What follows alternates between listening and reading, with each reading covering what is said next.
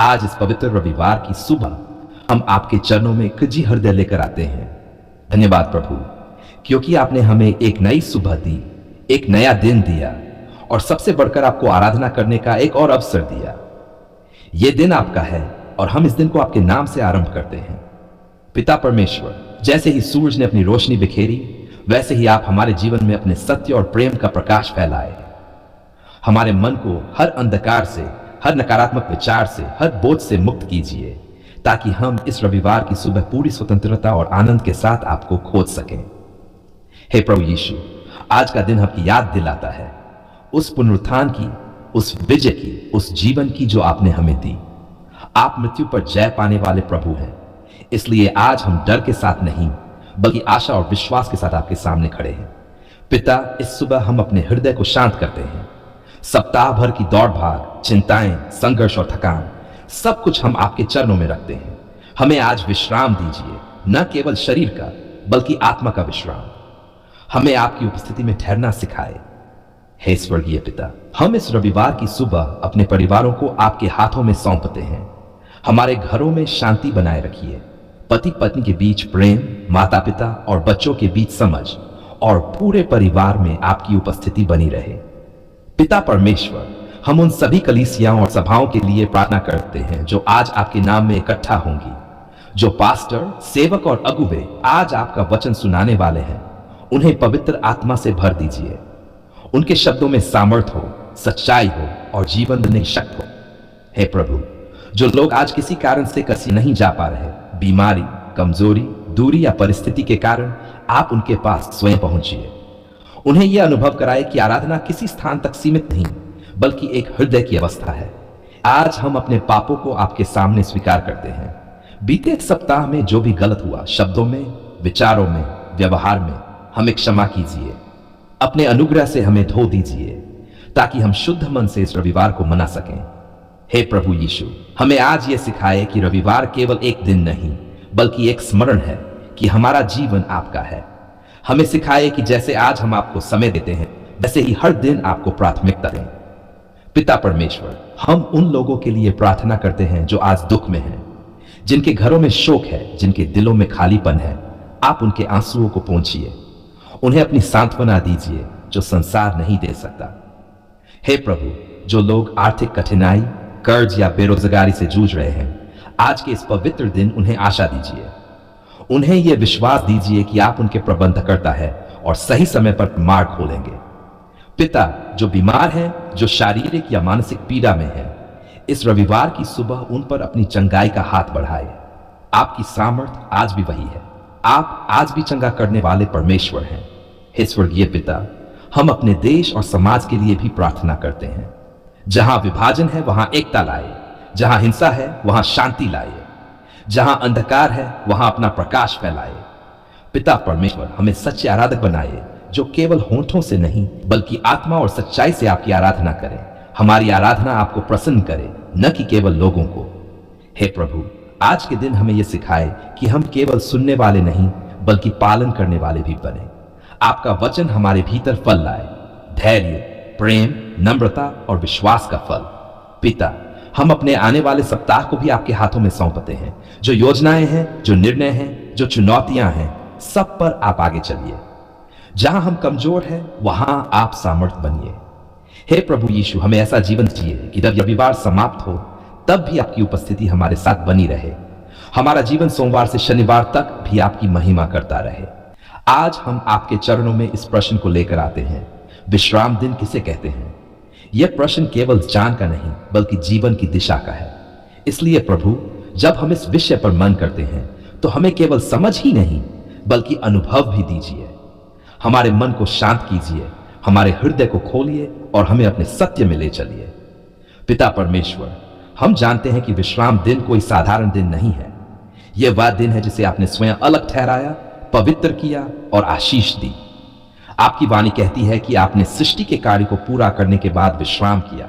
इसलिए नहीं कि आप थक गए थे, बल्कि इसलिए कि आपने हमें एक लय सिखाई, काम और विश्राम की लय, परिश्रम और ठहराव की लय, सेवा और संगति की लय। हे प्रभु, विश्राम दिन हमें याद दिलाता है कि हम मशीन नहीं हैं बल्कि आपके बच्चे हैं। हमें हर समय दौड़ते रहने के लिए नहीं बनाया गया, बल्कि आपके साथ ठहरने के लिए बनाया गया है। विश्राम दिन हमें सिखाता है कि जीवन का मूल्य केवल काम में नहीं, बल्कि आपके साथ संबंध में है। पिता परमेश्वर, आपके वचन में लिखा है कि आपने 7वें दिन को आशीष दी और उसे पवित्र ठहराया। इसका अर्थ यह है कि विश्राम दिन केवल काम न करने का दिन नहीं, बल्कि आपको याद करने, आपकी आराधना करने और आपकी उपस्थिति में विश्राम पाने का दिन है। यह दिन हमारे शरीर के लिए आराम और हमारी आत्मा के लिए ताजगी का दिन है। हे प्रभु, इस संसार ने हमें सिखा दिया है कि जितना ज्यादा काम उतनी ज्यादा सफलता, पर आपने हमें सिखाया कि जितना गहरा विश्राम उतना सच्चा जीवन। विश्राम दिन हमें यह याद दिलाता है कि हमारा जीवन हमारी मेहनत पर नहीं, बल्कि आपकी कृपा पर टिका है। पिता परमेश्वर, पुराने नियम में आपने अपने लोगों को विश्राम दिन मानने की आज्ञा दी, ताकि वे याद रखें कि वे गुलाम नहीं, बल्कि मुक्त लोग हैं। मिस्र की दास्ता में कोई विश्राम नहीं था, पर प्रतिज्ञा के देश में विश्राम था। इसलिए विश्राम दिन स्वतंत्रता का चिन्ह है। हे प्रभु, विश्राम दिन हमें यह भी सिखाता है कि हम अपने काम से अपनी पहचान नहीं बनाते। हमारी पहचान आपके में। जब हम रुकते हैं, तब हम यह स्वीकार करते हैं कि संसार हमारे बिना भी चलता रहेगा, क्योंकि आप ही सब कुछ संभालते हैं। पिता परमेश्वर, जब हम विश्राम दिन को समझते हैं, तो हमें यह भी दिखता है कि यह केवल एक नियम नहीं, बल्कि एक वरदान है। यह वह उपहार है जो आपने थकान से बचाने के लिए दिया। यह वह निमंत्रण है जिसमें आप कहते हैं, मेरे पास आओ, मैं तुम्हें विश्राम दूंगा। हे प्रभु यीशु, आपने स्वयं कहा कि विश्राम दिन मनुष्य के लिए बनाया गया है, न कि मनुष्य विश्राम दिन के लिए। इसका अर्थ यह है कि विश्राम दिन हमें बांधने के लिए नहीं, बल्कि हमें जीवन देने के लिए है। आपने विश्राम दिन पर भलाई की, चंगाई दी और लोगों को उठाया, ताकि हम समझे कि सच्चा विश्राम प्रेम और करुणा से भरा होता है। पिता परमेश्वर, आज हम समझते हैं कि नए नियम में विश्राम दिन केवल किसी एक तारीख या दिन तक सीमित नहीं रह जाता, बल्कि स्वयं यीशु में पूरा होता है। आप हमारे सच्चे विश्राम हैं। जब हम आप पर भरोसा करते हैं, तब हमारी आत्मा को शांति मिलती है। हे प्रभु, फिर भी आप हमें सिखाते हैं कि सप्ताह में एक दिन विशेष रूप से अलग करना, ठहरना, आराधना करना और परिवार के साथ समय बिताना, यह हमारे लिए भलाई का कारण है। यह हमें संतुलन सिखाता है, सीमा सिखाता है और आज्ञाकारिता सिखाता है। पिता परमेश्वर, विश्राम दिन हमें यह भी सिखाता है कि हम अपने मन को संसार की चिंताओं से हटाकर आपके सत्य पर लगाएं। इस दिन हम आपके वचन को सुनते हैं, आपके कार्यों को याद करते हैं और अपने जीवन की दिशा को जांचते हैं। हे प्रभु, हमें यह स्वीकार करना सिखाए कि हमें विश्राम की आवश्यकता है। अहंकार हमें कहता है कि हम रुक नहीं सकते, पर आपकी बुद्धि कहती है कि रुकना ही हमें जीवित रखेगा। हमें नम्रता दीजिए कि हम विश्राम को कमजोरी नहीं, बल्कि विश्वास का कार्य समझें। पिता परमेश्वर, विश्राम दिन परिवारों के लिए भी आशीष है। यह दिन हमें एक दूसरे के साथ बैठने, बात करने, सुनने और प्रेम बांटने का अवसर देता है। यह रिश्तों को चंगा करने का दिन है। हे प्रभु, विश्राम दिन हमें यह भी सिखाता है कि गरीब, परदेशी और पशु भी विश्राम के योग्य हैं। यह दिन न्याय और दया का संदेश देता है कि आपकी दृष्टि में हर जीवन मूल्यवान है। पिता परमेश्वर, आज जब हम विश्राम दिन के अर्थ पर मनन करते हैं, तो हमें सिखाए कि हम अपने जीवन में ऐसे क्षण बनाएं जहां हम सच में रुकें, फोन से दूर, शोर से दूर और आपकी आवाज के पास। हे प्रभु, हमें ऐसा विश्राम दीजिए जो केवल नींद का नहीं, बल्कि आत्मा का हो। ऐसा विश्राम जो भय को शांत करे, चिंता को हल्का करे और विश्वास को मजबूत करे। पिता परमेश्वर, अंत में हम ये प्रार्थना करते हैं कि हमारा जीवन ही एक चलता फिरता विश्राम बन जाए, जहां हम हर दिन आप पर भरोसा करें, हर दिन आपकी उपस्थिति में चलें और हर दिन आपकी शांति में ठहरें। और आज पूरे आदर और समझ के साथ हम ये स्वीकार करते हैं, विश्राम दिन कोई बोझ नहीं, विश्राम दिन कोई नियम नहीं, विश्राम दिन आपका प्रेम भरा निमंत्रण है कि हम रुकें, याद करें और आप में विश्राम पाएं। यीशु मसीह के पवित्र, मधुर और सामर्थी नाम में हम ये प्रार्थना और मनन आपके चरणों में अर्पित करते हैं, झुके हुए हृदय और भरी हुई आंखों के साथ। हमारे होंठों पर एक ही वाक्य है जो हमारे पूरे जीवन की गवाही बन गया है। धन्यवाद पिता परमेश्वर, आपने हमारी पुकार सुन ली।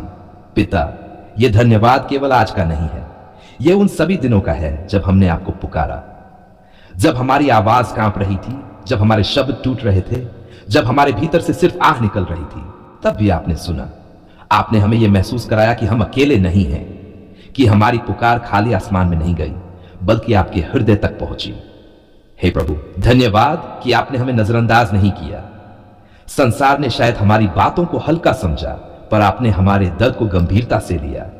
आपने हमारी हर आह को गिना, हर आंसू को देखा और हर चिंता को अपने हाथों में उठा लिया।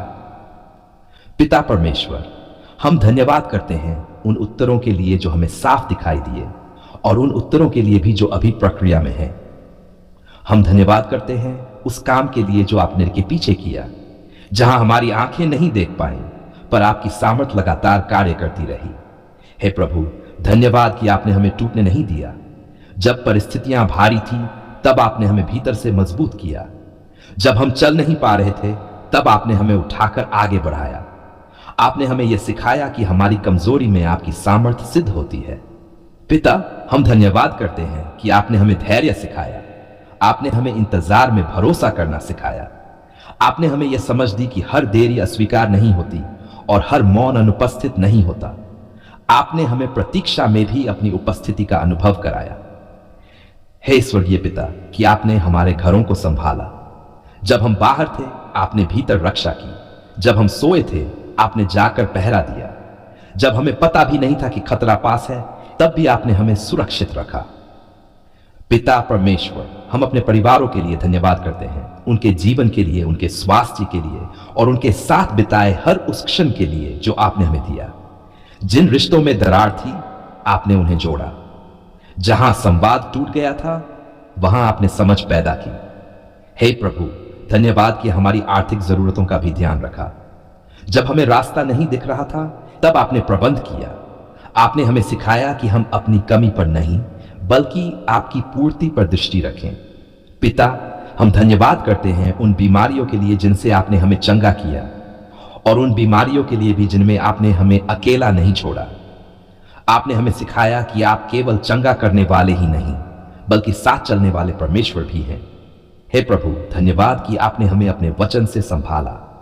जब हमारा मन भटक रहा था, तब आपके वचन ने हमें स्थिर किया। जब हमारा हृदय डर से भरा था, तब आपके वचन ने हमें साहस दिया। आपका वचन हमारे पैरों के लिए दीपक और हमारे मार्ग के लिए उजियाला बना। पिता परमेश्वर, हम धन्यवाद करते हैं कि आपने हमें गिरने के बाद उठाया। आपने हमें दोषी ठहराकर दूर नहीं किया, बल्कि प्रेम से पास बुलाया। आपने हमें यह भरोसा दिया कि आपकी दया हर सुबह नई होती है। हे स्वर्गीय पिता, धन्यवाद कि आपने हमें अपनी आत्मा से भर दिया। जब हमें समझ नहीं थी, तब आपकी आत्मा ने हमें सिखाया। जब हमें शब्द नहीं मिले, तब आपकी आत्मा ने हमारे लिए कराहें भरी। पिता, हम उन सभी लोगों के लिए भी धन्यवाद करते हैं जिन्हें आपने हमारे जीवन में एक आशीष के रूप में भेजा, जिनकी एक बात ने हमें संभाल लिया, जिनकी एक प्रार्थना ने हमें शक्ति दी, जिनकी उपस्थिति ने हमें आशा दी। उन सब के लिए हम आभारी हैं। हे प्रभु, हम उन कठिन दिनों के लिए भी धन्यवाद करते हैं जिन्होंने हमें आपके और करीब ला दिया। अगर वे दिन न होते, तो शायद हम आपकी गहराई को न जानते। आज हम समझते हैं कि हर संघर्ष हमें तोड़ने नहीं, बल्कि बनाने आया था। पिता परमेश्वर, हम अपने भविष्य के लिए भी धन्यवाद करते हैं, क्योंकि वह आपके हाथों में सुरक्षित है। हमें नहीं पता कि आगे क्या होगा, पर हमें यह पूरा भरोसा है कि आप हमारे साथ चलेंगे। जहां रास्ता नहीं होगा, वहां आप रास्ता बनाएंगे। हे प्रभु, हमें धन्यवाद करने वाला हृदय दीजिए। ऐसा हृदय जो केवल मिलने पर नहीं, बल्कि प्रतीक्षा में भी धन्यवाद करे। ऐसा हृदय जो खुशी में ही नहीं, बल्कि आंसुओं में भी आपकी भलाई को देख सके। पिता, हमारा जीवन एक जीवित धन्यवाद बने। हमारे शब्दों से ज्यादा हमारे काम आपकी महिमा करें। जहां हम जाएं, वहां लोग हमारे जीवन से यह जानें कि आप प्रार्थना सुनने वाले परमेश्वर हैं। और आज इसी क्षण पूरे विश्वास, शांति और नम्रता के साथ हम फिर से कहते हैं, धन्यवाद पिता परमेश्वर। आपने हमारी पुकार सुन ली। आपने सुना है, आप सुन रहे हैं और आप आगे भी सुनते रहेंगे। यीशु मसीह के पवित्र, मधुर और सामर्थी नाम में हम ये धन्यवाद, स्तुति और आराधना आपके चरणों में अर्पित करते हैं।